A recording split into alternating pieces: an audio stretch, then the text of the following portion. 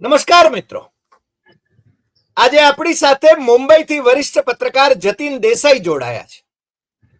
જતીનભાઈ માત્ર વરિષ્ઠ પત્રકાર નથી, પરંતુ બાંગ્લાદેશ અને પાકિસ્તાનની અફેર્સ જે છે એને બહુ ઝીણવટથી, બહુ નજીકથી એ સતત અભ્યાસ કરતા રહ્યા છે અને આજકાલ બાંગ્લાદેશ ચર્ચામાં છે. 12મી ફેબ્રુઆરીએ બાંગ્લાદેશની સંસદની ચૂંટણી યોજાવાની છે. એની 300 બેઠકોની ચૂંટણી યોજાઈ રહી છે અને જતીનભાઈ બાંગ્લાદેશનો જે રીતે અભ્યાસ રાજકીય દ્રષ્ટિએ, રાજદ્વારી દ્રષ્ટિએ એ કરતા રહ્યા છે, શેખ હસીનાની સરકારને 2024માં જે રીતે ઉથલાવી દેવામાં આવી જેનજી ના નામે, અને પછી જે રીતે ત્યાંનું શાસન ચાલતું રહ્યું, જે દેશને ભારતે જન્મ આપ્યો એમ કહી શકીએ, ઇન્દિરા ગાંધીએ જેને છે ને પાકિસ્તાનના 2 ટુકડા કર્યા, એ બાંગ્લાદેશ ફરી પાછો પાકિસ્તાનની સાથે હાથ મિલવણી કરતો હોય એવી સ્થિતિ નિર્માણ થઈ છે. શેખ હસીનાને ત્યાંથી ભાગવું પડ્યું. ભારતમાં એમણે આશ્રય લીધો છે, પરંતુ રાજ્યાશ્રય હજુ એમને આપવાની કોઈ દેશ, ભારત સહિત કોઈ દેશ હિંમત નથી કરતો.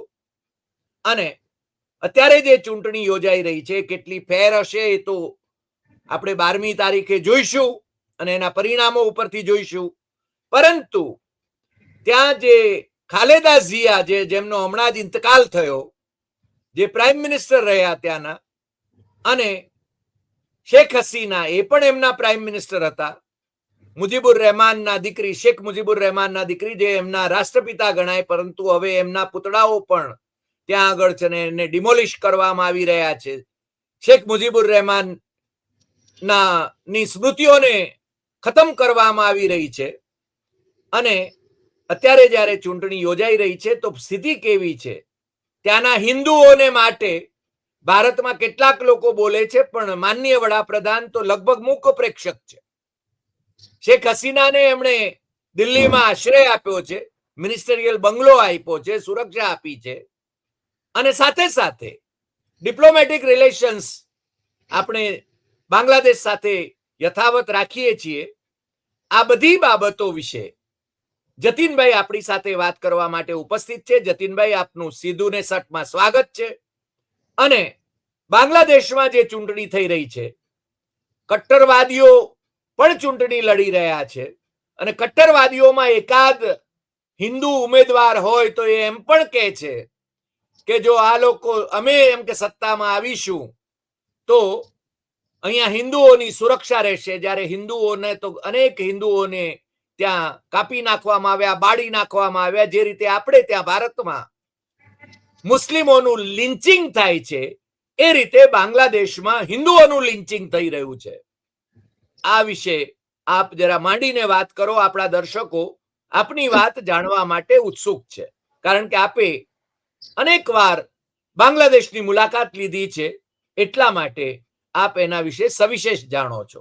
જતીનભાઈ. હરિભાઈ, સૌથી પહેલી વાત, 12 તારીખે જે ચૂંટણી થઈ રહી છે બાંગ્લાદેશમાં, એનું ખૂબ જ મહત્વ છે. અત્યાર સુધીની જે ચૂંટણી કરતા આ વખતની ચૂંટણી બહુ અલગ પ્રકારની છે. અને એટલે માત્ર ભારત જ નહીં, તો આખી દુનિયાનું ધ્યાન અત્યારના બાંગ્લાદેશની ચૂંટણી પર છે. અત્યારના જે સરકાર છે, એટલે છેલ્લા લગભગ પોણા 2 વર્ષથી જે સરકાર છે, મોહમ્મદ યુનુસની સરકાર સત્તામાં, શેખ હસીના 4મી ઓગસ્ટ 2024માં વિદ્યાર્થીઓના આંદોલનને કારણે શેખ હસીનાને ઢાકાથી પલાયન કરાવવું લાગ્યું, અને એમની પાસે બીજો કોઈ છૂટકો નહોતો. સૌથી નજીક ભારત હતું, એટલે ભારતમાં આવ્યા, અને ભારત સરકારે તેમને ત્યારે વેલકમ કર્યું અને દિલ્હીમાં એમને રાખ્યા છે. જો 4 ઓગસ્ટ 2024થી આજ સુધી શેખ હસીના ભારતમાં છે. સંસદમાં 2024માં જ એસ જયશંકર, કે જે ભારતના પરરાષ્ટ્ર મંત્રી છે, એમણે કહ્યું હતું કે શેખ હસીના તાત્પૂરતા ભારતમાં રહે છે. એટલે શેખ હસીનાને તો ભારતની બહાર મુખ્યત્વે અમેરિકા અથવા ઇંગ્લેન્ડમાં જવાનું હતું, પરંતુ અમેરિકા અને ઇંગ્લેન્ડે તેમને વિઝા આપ્યા નથી, તેમને રાજકીય આશ્રય આપવાનું નકાર્યું છે એક અર્થમાં. એટલે તે ભારતમાં છે અને ભારત પાસે બીજો કોઈ છૂટકો નથી, એમને બીજે ક્યાં મોકલી ન શકાય. હવે આ જે ચૂંટણી થઈ રહી છે, આ ચૂંટણીમાં સૌથી મહત્વનું જે છે કે અવામી લીગ કે જે શેખ હસીનાનો પક્ષ છે, તમે જેમનો ઉલ્લેખ કર્યો શેખ મુજીબુર રહેમાનનો પક્ષ છે. શેખ મુજીબુર રહેમાન બંગબંધુ રાષ્ટ્રપિતા બાંગ્લાદેશના, એમનો આ પક્ષ છે. સ્વાતંત્ર્ય આંદોલનમાં સૌથી આગળ શેખ મુજીબુર રહેમાન હતા અને ચોક્કસ તમે જે ઉલ્લેખ કર્યો એમાં ભારતનું અને ઇન્દિરા ગાંધીનું બહુ મોટું કોન્ટ્રીબ્યુશન હતું. ભારતના કોન્ટ્રીબ્યુશન સિવાય બાંગ્લાદેશ અસ્તિત્વમાં આવ્યો હોત કે આ પણ એક મોટો પ્રશ્ન હતો. પણ સાથે સાથે એક વાત પણ આપણે ધ્યાનમાં રાખવી જોઈએ કે શેખ મુજીબુર રહેમાનની સાથે એક બહુ મોટું કોન્ટ્રીબ્યુશન મેજર ઝિયાઉર રહેમાનનું હતું. મેજર ઝિયાઉર રહેમાન આ ત્યારે પાકિસ્તાનના લશ્કરમાં હતા, બંગાળી, એમને ત્યારે બંધ કર્યો, બળવો કર્યો અને પાકિસ્તાનની લશ્કરના વિરોધમાં જઈને શેખ મુજીબુર રહેમાન સાથે ઉભા રહ્યા. 27 માર્ચ 1971 દિવસે તેમણે ચિત્તાગોંગથી,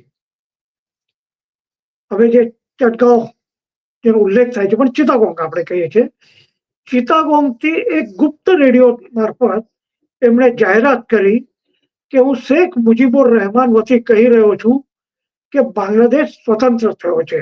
આ 27 માર્ચ 1971. આ જ બંને શેખ મુજીબુર રહેમાનની પુત્રી શેખ હસીના અને ઝિયાઉર રહેમાનના પત્ની ખાલેદા ઝિયા અને હવે એમનો છોકરો તારિક રહેમાન, એટલે બંને અવામી લીગ હોય અથવા ઝિયાઉર રહેમાને સ્થાપન કરેલી બાંગ્લાદેશ નેશનલિસ્ટ પાર્ટી હોય, આ બંનેનો સંદર્ભ બાંગ્લાદેશના સ્વાતંત્ર્ય આંદોલન સાથે રહ્યો છે, આપણે ધ્યાનમાં રાખવું જોઈએ. પણ એમાં એક જે મહત્વનો જે ફરક હતો બંનેમાં, બંનેના વિચારમાં, શેખ મુજીબુર રહેમાન બંગાળી રાષ્ટ્રીયતાની વાત કરતા હતા અને એમના બંગાળી રાષ્ટ્રીયતામાં ધર્મનિરપેક્ષતા અને લોકશાહીનો સમાવેશ હતો. જ્યારે ઝિયાઉર રહેમાનના રાષ્ટ્રીયતામાં બાંગ્લાદેશી રાષ્ટ્રીયતા હતી. બંગાળી રાષ્ટ્રીયતા અને બાંગ્લાદેશી રાષ્ટ્રીયતા, આ બંનેનો ફરક હતો. અને એમના બાંગ્લાદેશી રાષ્ટ્રીયતામાં ધર્મનો સમાવેશ હતો કે જે શેખ મુજીબુર રહેમાનના વિચારમાં નહોતો, એ આપણે ધ્યાનમાં રાખવું જોઈએ. એટલે બાંગ્લાદેશના સ્વાતંત્ર્ય આંદોલનમાં હિન્દુ હોય કે પછી બૌદ્ધ હોય, હું અલ્પસંખ્યકની વાત કરું છું, માઇનોરિટીની વાત કરી રહ્યો છું, એ લોકો શેખ મુજીબુર રહેમાનની સાથે હતા. અને અત્યાર સુધી બાંગ્લાદેશની જે લઘુમતી જે કોમ છે, હિન્દુ હોય કે પછી બૌદ્ધ હોય, એ લોકો આજ પણ અવામી લીગની સાથે છે, એ વાસ્તવિકતા છે. પણ બાંગ્લાદેશની ચૂંટણી પંચ અને બાંગ્લાદેશની સરકારે અવામી લીગ પર બેન કર્યો છે, એટલે અવામી લીગ ચૂંટણી ન લડી શકે. એટલે આ વખતની ચૂંટણી બાંગ્લાદેશ નેશનલિસ્ટ પાર્ટી અને જમાતે ઇસ્લામીની વચ્ચે છે. ઇન્ટરેસ્ટિંગ એ છે કે એક સમય અત્યાર સુધી અવામી લીગના વિરોધમાં બાંગ્લાદેશ નેશનલિસ્ટ પાર્ટી અને જમાતે ઇસ્લામી હંમેશા સાથે ચૂંટણી લડતા હતા. 2001 થી 2006 બંનેની સંયુક્ત સરકાર પણ હતી બાંગ્લાદેશમાં. આ વખતે તારિક રહેમાન કે જે ડિસેમ્બરની 25 તારીખે 17 વર્ષ પછી લંડનથી ભારત આવ્યા, કારણ કે એમના પર કેસ હતા, કન્વિક્શન એમને થયા હતા, એટલે એ ઢાકા છોડીને ભાગી ગયા હતા લંડનમાં. તારિક રહેમાને બહુ સ્પષ્ટ કહ્યું છે, ભારત આવ્યા કે બાંગ્લાદેશ આવ્યા? બાંગ્લાદેશ છોડીને લંડન ગયા હતા. લંડન ગયા તો લંડન થી પાછા આવ્યા, ક્યાં આવ્યા? લંડન થી પાછા 25મી ડિસેમ્બરે એ ઢાકા આવ્યા. ઢાકા આવ્યા. હા, 25મી ડિસેમ્બરે ઢાકા આવ્યા. એટલે ત્યારથી અને ત્યાર પછી એમની માતાનું મૃત્યુ થયું, ખાલેદા ઝિયાનું. આને બહુ સ્પષ્ટ કહ્યું છે કે ચૂંટણી પછી પણ જમાતે ઇસ્લામી સાથે અમારી યુતિ અમે નહીં કરીએ. બહુ સ્પષ્ટ કહ્યું છે એમણે. જમાતે ઇસ્લામીનો આપણે ઇતિહાસનો વિચાર કરવો પડશે. મારી દ્રષ્ટિથી તારિક રહેમાનનો આ જો નિર્ણય છે અત્યંત મહત્વનો છે. કારણ કે જમાતે ઇસ્લામીનો ઇતિહાસ જ્યારે આખું બાંગ્લાદેશ એટલે ત્યારનું પૂર્વ પાકિસ્તાન જ્યારે મુક્તિ સંગ્રામમાં લડી રહ્યું હતું ત્યારે જમાતે ઇસ્લામીએ તેનો વિરોધ કર્યો હતો અને પાકિસ્તાનના લશ્કરને મદદ કરી હતી. અને એ આંદોલનમાં બાંગ્લાદેશના આંદોલનમાં સ્વતંત્રતા આંદોલનમાં 30 લાખ લોકોની પાકિસ્તાનના લશ્કરે હત્યા કરી છે. ધ્યાનમાં રાખવું જોઈએ. 30 લાખ 30 લાખ લોકોની હત્યા કરી છે અને 2.5 લાખ મહિલાઓ પર બલાત્કાર કરવામાં આવ્યા હતા. ત્યાર પછી આજે 2.5 લાખ મહિલા જે હતી એનો એક પુનર્વસનનો બહુ મોટો કાર્યક્રમ શેખ મુજીબુર રહેમાને લીધો હતો. કારણ કે તમે કલ્પના કરી શકો હરિભાઈ, 2.5 લાખ લોકો મહિલા પર બલાત્કાર અને 30 લાખ લોકોની હત્યા, આ પાકિસ્તાનનો રોલ હતો. અને એમાં જમાતે ઇસ્લામી જવાબદાર હતી કારણ કે જમાતે ઇસ્લામી તેના પાકિસ્તાનની સાથે હતી. ત્યાર પછી શેખ હસીનાએ ઇન્ટરનેશનલ એક ટ્રિબ્યુનલ બનાવ્યું અને ટ્રિબ્યુનલે જમાતે ઇસ્લામીના અમુક નેતાઓને મૃત્યુદંડ એટલે કે ફાંસીની શિક્ષા સજા કરવામાં આવી હતી અને અમુક નેતાઓને શેખ હસીનાના સમયમાં ફાંસીએ ચડાવવામાં આવ્યા હતા. આ હકીકત છે. એટલે જમાતે ઇસ્લામી સાથે અલાયન્સ ન હોવું બહુ મહત્વનું છે. અને તારિક રહેમાને એ કહ્યું છે.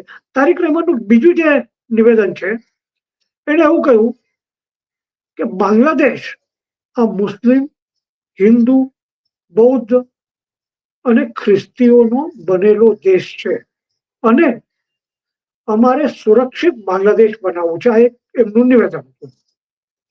બીજું, જે ભારતમાં જે લોકોને ડર છે અથવા ભારત સરકારે શું કરવું જોઈએ એનો એક વિચાર છે. ભારતના અત્યારના લોકોને લાગી રહ્યું છે કે બાંગ્લાદેશ ભારતની વિરુદ્ધ થઈ ગયું છે. પરંતુ આ ચૂંટણી સાબિત કરશે કે ગ્રાઉન્ડ રિયાલિટી કંઈક અલગ છે. કારણ કે અત્યારના જે કંઈ ઓપિનિયન પોલ આવી રહ્યા છે, અમેરિકાની અમુક સંસ્થાઓએ ત્યાં સર્વેક્ષણ પણ કર્યું છે અને એ બધાના મત પ્રમાણે બાંગ્લાદેશ નેશનલિસ્ટ પાર્ટીને સૌથી વધારે બેઠકો મળશે અને એમનો વડાપ્રધાન તારિક રહેમાન થશે. હા, બાંગ્લાદેશના અમુક સંસ્થાઓએ, બાંગ્લાદેશના અમુક છાપાઓએ અને અમેરિકન સંસ્થાઓએ કરેલો સર્વેક્ષણ કહે છે. જમાતે ઇસ્લામી સાથે સાથે એ લોકોનું એવું પણ કહેવું છે કે જમાતે ઇસ્લામી એક પ્રભાવી વિરોધી પક્ષ તરીકે સત્તાની નજીક આવશે. સત્તામાં નહીં આવે પણ સત્તાની નજીક હશે. એક સશક્ત ઓપોઝિશન પાર્ટી તરીકે ઇમર્જ થશે. હવે આ જે સ્થિતિ છે એમાં અત્યારના જે કંઈ ચાલી રહ્યું છે ભારત અને પાકિસ્તાનના સંદર્ભમાં, ભારત અને બાંગ્લાદેશના સંદર્ભમાં આપણે વિચાર કરવો જોઈએ કે આઈપીએલમાં કલકત્તા નાઇટ રાઇડર્સની જે ટીમ, અને બધાને ખબર છે કે કલકત્તા નાઇટ રાઇડર્સના માલિક શાહરૂખ ખાન છે. આ આખા આઈપીએલમાં એકમાત્ર બાંગ્લાદેશી ખેલાડુ, પ્લેયર, ક્રિકેટર મુસ્તફિઝુર રહેમાન, એને કલકત્તા નાઇટ રાઇડર્સે ખરીદ્યો. માલિક શાહરૂખ ખાન છે એનો અર્થ એવો ન થાય કે શાહરૂખ ખાનની જાણમાં હતું એને ખરીદવાના છે. કારણ કે ખરીદવાનો નિર્ણય જે હોય એ એમના જે મેનેજર હોય, એમના જે કોચ હોય એ લોકો નિર્ણય લેતા હોય છે. અને બીસીસીઆઈ મૂકે છે, આ લોકોને અપ્રૂવ કરે છે. બીસીસીઆઈ ની અપ્રુવલ હતી. બીસીસીઆઈ ની જે અપ્રુવલ હોય લિસ્ટમાં એમાંથી જ તમારે નક્કી કરવાના હોય, તમારે ચૂઝ કરવાના હોય.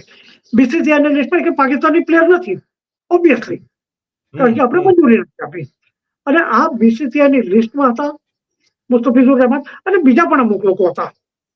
એટલે બીસીસીઆઈની લિસ્ટમાં હતા એટલે એનો અર્થ એવો થાય કે ભારત સરકારની પણ એને મંજૂરી હતી. એટલે વેરી ઓનેસ્ટ અબાઉટ ધેટ. પછી એ દરમિયાન એની ખરીદી કરવામાં આવ્યા પછી બાંગ્લાદેશમાં હાદી નામના એક તરુણ આગેવાનનું ની હત્યા કરવામાં આવી કે જે બાંગ્લાદેશના વિદ્યાર્થી આંદોલનમાં એમનું મોટું કોન્ટ્રીબ્યુશન હતું. એમની હત્યા કરવામાં આવ્યા પછી ત્યાં પ્રચાર એવો કરવામાં આવ્યો કે અત્યારે ભારતમાં ભાગી ગયા છે. ભારત સરકારથી તરફથી પણ ખુલાસો કરવામાં આવ્યો બીએસએફ તરફથી કે આ નામનો આ રીતની કોઈ વ્યક્તિ ભારતમાં પ્રવેશી નથી, કારણ કે ભારત અને બાંગ્લાદેશ વચ્ચેની જે સરહદ છે પહેલા જેટલી આસાન હતી ઓળખવી, હવે એટલું આસાન નથી રહ્યું. તો ત્યાર પછી જે આંદોલન થયા, અમુક હિન્દુઓ પર હુમલો કરવામાં આવ્યો, કેટલાક હિન્દુઓની હત્યા કરવામાં આવી. અને હત્યા હિન્દુઓની જે કરવામાં આવી એનો આપણે વિરોધ કરવો જોઈએ, નિષેધ કરવો જોઈએ, કન્ડેમ કરવો જોઈએ. મને લાગે છે જાન્યુઆરીમાં 26 જણાની હત્યા કરવામાં આવી. એટલે ને હરિભાઈ, પણ છતાંય સાઇઝેબલ મારા દ્રષ્ટિથી હરિભાઈ છે ને, એક માણસની હત્યા કરવામાં આવી એટલી જ નિંદનીય છે જેટલી તમે કહો છો 26. કોઈ પણ માણસની, કોઈ પણ વ્યક્તિની હત્યા એ રાજકીય કારણસર હોય, ધાર્મિક કારણસર હોય કે અન્ય કારણસર હોય, હત્યા એ હત્યા છે. And murder can not be dependent and murderer need to be punish. એના વિશે કોઈ શંકા હોવાનું કારણ નથી. ત્યાર પછી ભારતમાં વિશ્વ હિન્દુ પરિષદ અને બજરંગ દળે દેખાવો કર્યા. એક વાતાવરણ બાંગ્લાદેશના વિરોધમાં થયું અને માગણી કરવામાં આવી કે મુસ્તફિઝુર રહેમાન જે છે એને ડ્રોપ કરવામાં આવે. બીસીસીઆઈએ કે જેમની લિસ્ટમાં મુસ્તફિઝુર રહેમાન હતા, બીસીસીઆઈએ કલકત્તા નાઇટ રાઇડર્સને કહ્યું કે આને તમે ડ્રોપ કરો, અને એ લોકોએ ડ્રોપ કર્યો. ત્યાર પછી આ દરમિયાન જો કે વર્લ્ડ કપ જે શરૂ થયો, વર્લ્ડ કપમાં બાંગ્લાદેશની ટીમ હતી અને ભારતમાં મેચ રમવાની હતી. પાકિસ્તાન સાથેના આપણા સંબંધને કારણે પાકિસ્તાન પહેલેથી પાકિસ્તાનની બધી મેચ શ્રીલંકામાં રમવાની છે, કે પાકિસ્તાનની મેચ ભારતમાં રમવાની નથી. એટલે મુસ્તફિઝુર રહેમાનના મુદ્દા પર બાંગ્લાદેશે એટલે મોહમ્મદ યુનુસની સરકારે ભૂમિકા લીધી કે અમારા પ્લેયર્સને સુરક્ષિતતાનો સવાલ છે, એટલે અમારી મેચ પણ બીજા દેશમાં રમવામાં. આઈસીસી કે જેમના પ્રમુખ જય શાહ છે, અમિત શાહના દીકરા, હા અમિત શાહ, જે કઈ બાંગ્લાદેશની જે કઈ માગણી હતી નકારવામાં આવી. એટલે બાંગ્લાદેશ પાસે કોઈ વિકલ્પ નહોતો, એ લોકોએ ભારતમાં જ રમવું પડે એવું હતું. અલ્ટિમેટલી બાંગ્લાદેશની સરકારે નિર્ણય લીધો કે અમે ભારતમાં મેચ નહીં રમીએ, એટલે એમનો બોયકોટ નક્કી થઈ ગયો. ત્યાર પછી આ દરમિયાન છેલ્લા પોણા 2 વર્ષમાં મોહમ્મદ યુનુસની સરકાર આવી ત્યારથી લઈને અત્યાર સુધી બાંગ્લાદેશ અને પાકિસ્તાન બહુ નજીક આવી રહ્યા, દરેક મુદ્દા પર. એટલે તમે કલ્પના નહીં કરી શકો કે બાંગ્લાદેશ સ્વતંત્ર થયું ત્યારથી લઈને અત્યાર સુધી કહી શકાય કે કોઈ પણ ઇમ્પોર્ટ એક્સપોર્ટ બંને દેશો વચ્ચે સમુદ્ર માર્ગે થતો નહોતો, જેની શરૂઆત થઈ. અનેક મુદ્દાઓ છે કે જેના વિશે ચર્ચા, પણ તો આપણો આ અત્યારનો વિષય નથી. ઇલેક્શનનો વિષય છે અત્યારે. હા, અલગ વિષય છે. પણ પાકિસ્તાનનું એમાં પોલિટિક્સ એ રીતનું રહ્યું કે આપણે બાંગ્લાદેશની મદદ કરીએ છીએ એવો મેસેજ એને બાંગ્લાદેશને આપવો હતો, કારણ કે પાકિસ્તાનનો ઇન્ટરેસ્ટ બાંગ્લાદેશની નજીક જવામાં અને બાંગ્લાદેશ અને ભારત વચ્ચે સંબંધ વધારે વણસે પાકિસ્તાનનો દ્રષ્ટિકોણ. એટલે પાકિસ્તાને એ રીતની જાહેરાત કરી કે અમે વર્લ્ડ કપમાં રમીશું પણ ભારતની સામેની મેચ નહીં રમીએ 15 તારીખની, as a mark of protest. પણ અત્યારે જે કંઈ ચાલી રહ્યું છે ઘણા છેલ્લા 2 દિવસથી, એમાં કદાચ એવી શક્યતા છે કે બાંગ્લાદેશ કે પાકિસ્તાનની ટીમ ભારતની સામે કોલંબોમાં મેચ રમે એવી શક્યતા છે. ભારતની ટીમ એક અગમચેતી તરીકે, પ્રિકોશન તરીકે ઓલરેડી બધાની ટિકિટ બધું બુક છે, બધું હોટેલ બધું બુક છે, એટલે કદાચ શક્યતા છે કે મેચ રમાય. એટલે આ પોલિટિક્સ છે. આ બધાનો ભારત સરકારે વિચાર કરવો જોઈએ કે શું ચાલી રહ્યું છે અને એમાં આપણે શું ભૂમિકા લેવી જોઈએ. મારી આમાં દ્રષ્ટિએ ચાઇના જતીન, આમાં ચાઇના પણ મિસશીપ પ્લે કરે છે ને. હવે આમાં હરિભાઈ કે મને એવું લાગે છે કે મુસ્તફિઝુર રહેમાનનો જે મુદ્દો છે એને આપણે બહુ વિચારપૂર્વક રીતે લેવો જોતો હતો અને અચાનક એમને ડ્રોપ કરવાનો નિર્ણય લેવો નહોતો જતો, મને એવું લાગે છે. કારણ કે શેખ હસીના ભારતમાં છે અને બાંગ્લાદેશ ઓફિશિયલ, કારણ કે બંને દેશ વચ્ચે એક્સ્ટ્રેડિશન ટ્રીટી છે રાઈટ. 2013માં થયેલી. તો બાંગ્લાદેશની સરકાર તો ડિમાન્ડ કરી છે કે એક્સ્ટ્રેડિશન ટ્રીટી મારફત એમને તમે બાંગ્લાદેશમાં મોકલો પાછા. એમને ફાંસીની સજા ફરમાવાઈ છે. એમને ફાંસીની સજા ફરમાવી છે. એટલે ભારત ચોક્કસ એક્સ્ટ્રેડિશન ટ્રીટીની અમુક એવી પ્રોવિઝન છે, અમુક પ્રોવિઝન છે કે ભારત પર બંધનકારક નથી કે મોકલવું જોઈએ. પણ આ બધાને કારણે બહુ તણાવ છે બંને દેશ વચ્ચે. એમાં આપણે મુસ્તફિઝુર રહેમાનનો મુદ્દો કરવો નહોતો જોતો મને લાગે છે કે, અને શેખ હસીના તો ઓલરેડી ભારતમાં જ છે. મુસ્તફિઝુર રહેમાન કે અમુક મેચ રમો તો કઈ ફરક ના પડત. એટલે અને માનનીય વડાપ્રધાન નરેન્દ્ર મોદીની નિશ્રામાં છે પાછા. દિલ્હીમાં છે. દિલ્હીમાં ભારત સરકારમાં બધી ફેસિલિટી પ્રોવાઈડ કરી છે. એટલે અને એને કારણે ભારત વચ્ચે ભારત બાંગ્લાદેશ. હવે આ બેકગ્રાઉન્ડમાં શેખ હસીના અહીંયા છે, ખાલેદા ઝિયાનું ડિસેમ્બરની આખરે એમનું મૃત્યુ થયું અને ભારત સરકારે એક સારો નિર્ણય લીધો કે એમના અંતિમ સંસ્કાર વખતે આપણા જે પરરાષ્ટ્ર પ્રધાન છે, મંત્રી છે એસ જયશંકર ત્યાં ગયા, તારિક રહેમાનને મળ્યા અને તારિક રહેમાનને વડાપ્રધાનનો એક પત્ર પણ એમણે આપ્યો. આ એક સારી વાત છે કે જતીન, આ તબક્કે હું એક વાતનો આપણા દર્શકોના લાભાર્થે ઉલ્લેખ કરું કે જે રીતે વડાપ્રધાન, આપણા વડાપ્રધાનનો પત્ર એમણે તારિક રહેમાનને આપ્યો અને જે રીતે ફોટા પડાવ્યા, મને લાગે છે બાલિશ વર્તન હતું. એ ડિપ્લોમસીની અંદર બેસે એવું વર્તન નહોતું. કારણ કે આ રીતે પત્ર ખુલ્લો કરીને એમને આપવો એ મારી દ્રષ્ટિએ યોગ્ય નહોતું. આ છે ને ફોટો સેશન જે કરે છે મોદી, એનો એક ભાગ હતો એવું લાગ્યા વિના રહેતું નથી. ડિપ્લોમેસીમાં તો તમારે જે કઈ લેટર હંમેશા કવર હોય છે, હંમેશા કવર કવર આપવાનું હોય છે હંમેશા. તો આ જયારે ત્યાં જયશંકર બીજા લોકોને પણ મળ્યા. જયશંકર પાકિસ્તાનના પણ એક સ્પીકર હતા, એમને મળ્યા. એમના સ્પીકર હતા એમને પણ ત્યાં મળ્યા. એટલે કે આ રીતનું ચાલતું છે ને. ઇટ વોઝ અ ગુડ ગેસ્ચર કે ભાઈ આપણા તરફથી લોકો જવા જોઈએ. અને અલ્ટિમેટલી બાંગ્લાદેશ અને આપણા, તમે વિચાર કરો કે દક્ષિણ એશિયામાં જે આપણે જે સાર્ક કહીએ છીએ, સાર્ક રાષ્ટ્રોમાં ભારતના સૌથી સારા સંબંધ બાંગ્લાદેશ સાથે રહ્યા હતા 2006 થી લઈને 2024 સુધી. અને એના પહેલા જયારે મુજીબુર રહેમાન જોતા હતા ત્યારે બહુ જ ક્લોઝ રિલેશન આપણા રહ્યા છે. આપણે દિલ્હીમાં મુજીબુર રહેમાનના નામે એક માર્ગ કર્યો છે. માર્ગ છે. અને ઇનફેક્ટ હરિભાઈ કે શેખ મુજીબુર રહેમાનની હત્યાનું કાવતરું ઘડાઈ રહ્યું છે એની જાણકારી આપણા ત્યારના રોના ચીફ કાઓ જે હતા, એમને ઇન્દિરા ગાંધી એમને કહ્યું હતું કે તમે જઈને બાંગ્લાદેશમાં જઈને એમને વોર્ન કરો કે આ રીતનું કાવતરું રંધાઈ રહ્યું છે, તમે સાવચેત રહો. તો ત્યાં ગયા. એમને શેખ મુજીબુર રહેમાને કહ્યું કે આ રીતનું લશ્કરના અમુક લોકો તમારો હત્યાનું કાવતરું ઘડી રહ્યા છે.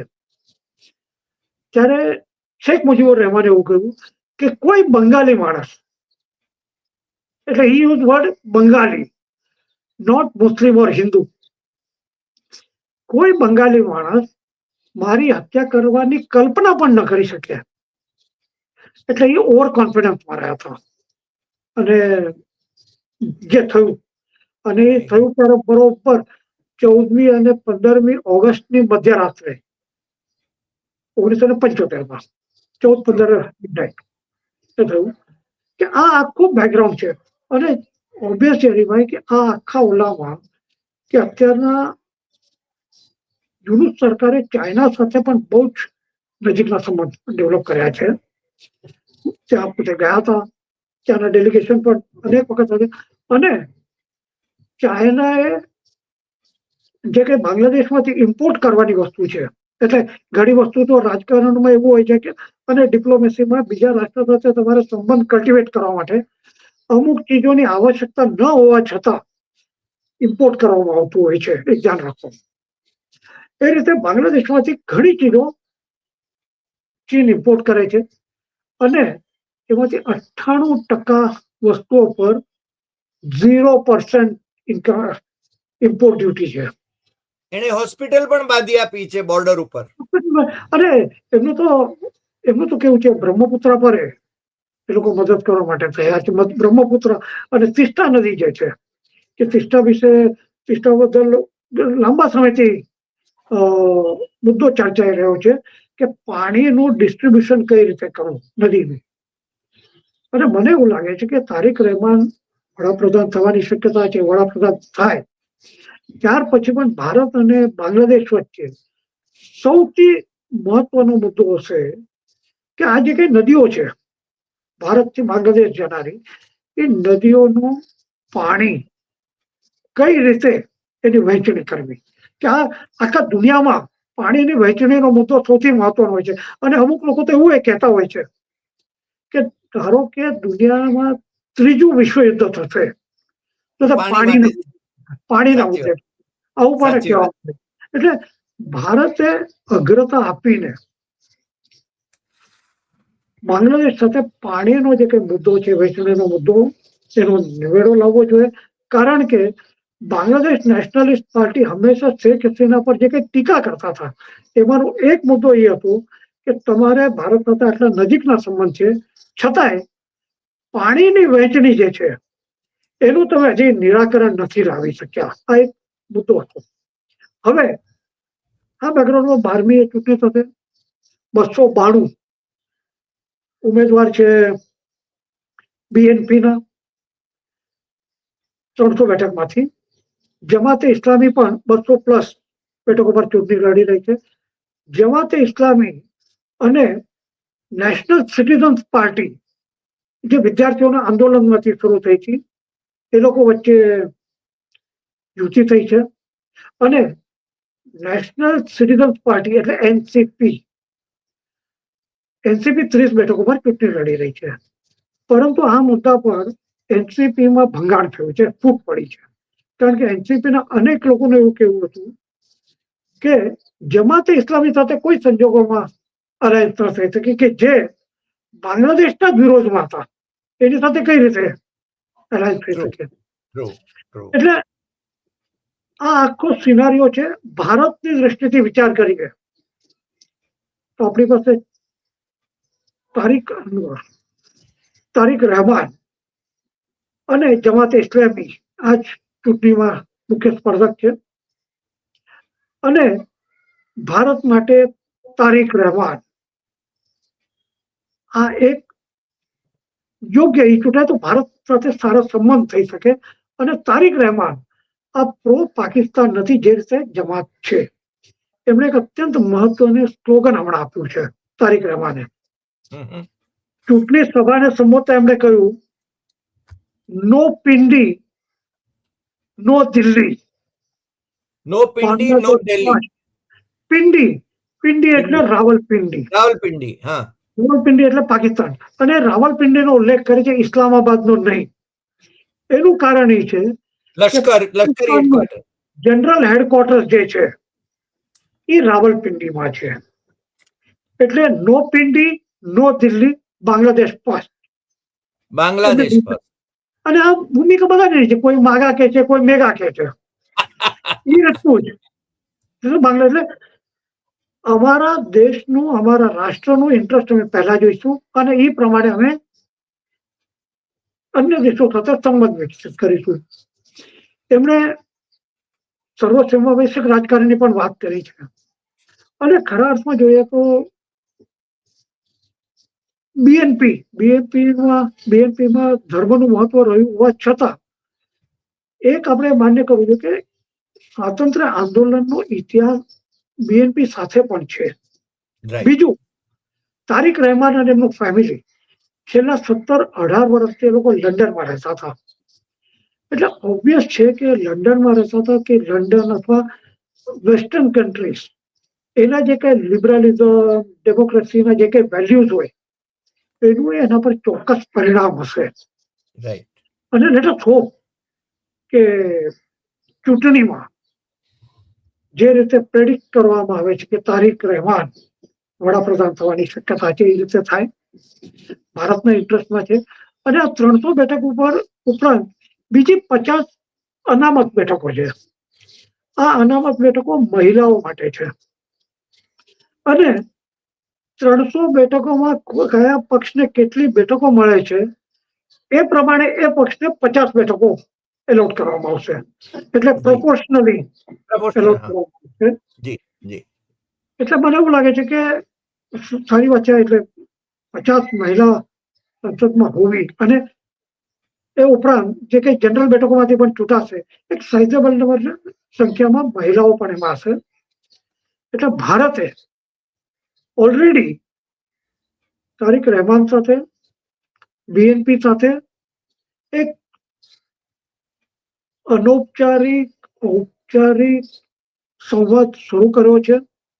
ભારતના ત્યાંના જે હાઈ કમિશનર છે પ્રણય વર્મા પણ તારિક રહેમાનને મળ્યા હતા. અને આ ડિપ્લોમેસીનો ભાગ છે. લોકો એકબીજાને મળતા હોય છે, મળવું જ જોઈએ. It has to be there. Ultimately સંવાદ જે છે, ડાયલોગ મસ્ટ કન્ટિન્યુ. યસ. જતીનભાઈ, આજે આપ અમારી સાથે જોડાયા અને જે રીતે આખું વિશ્લેષણ કર્યું અને જે રીતે એના ઇતિહાસથી માંડીને વર્તમાન સુધી બાંગ્લાદેશના તાજા ઇલેક્શનના સંદર્ભમાં જે વાત કરી, આપે બહુ સાચી વાત કરી કે આપણે રાજદ્વારી સંબંધો એ છે ને મગમગતા રાખવા જોઈએ આપણા પડોશી રાષ્ટ્રો સાથે. અને બાંગ્લાદેશ, જેને આમ તો ભારતે જ જન્મ આપ્યો છે, ભલે અત્યારના આપણા શાસકો છે ને એ ઇન્દિરા ગાંધીના નામનો ઉલ્લેખ નથી કરતા, પરંતુ જ્યારે આપણા પૂર્વ રાષ્ટ્રપતિ રામનાથ કોવિંદ ત્યાં ગયા હતા અથવા તો નરેન્દ્ર મોદી પણ જ્યારે ત્યાં ગયા હતા, ત્યાંના બધા જ અખબારોએ પાના ભરી ભરીને ઇન્દિરા ગાંધીના ભરપેટ વખાણ કર્યા હતા. એ વાત છે ને આ તબક્કે મારે યાદ કરાવવી પડે. અને બાંગ્લાદેશમાં 12મીએ જે ચૂંટણી યોજાય એ ચૂંટણીમાં આપે જેમ કહ્યું એમ કે જે રીતે જે સર્વે બતાવે છે એ બીએનપીના તારિક રહેમાન એ વડાપ્રધાન બને તો એ ભારત સાથેના સંબંધોમાં પણ એ ભારતના હિતમાં હશે એવું આજે લાગ્યા વિના રહેતું નથી. આપ અમારી સાથે જોડાયા એ બદલ આપનો ખૂબ ખૂબ આભાર. અને ફરીને પાછા મળીશું નવા એપિસોડમાં નવા વિષય સાથે. નમસ્કાર.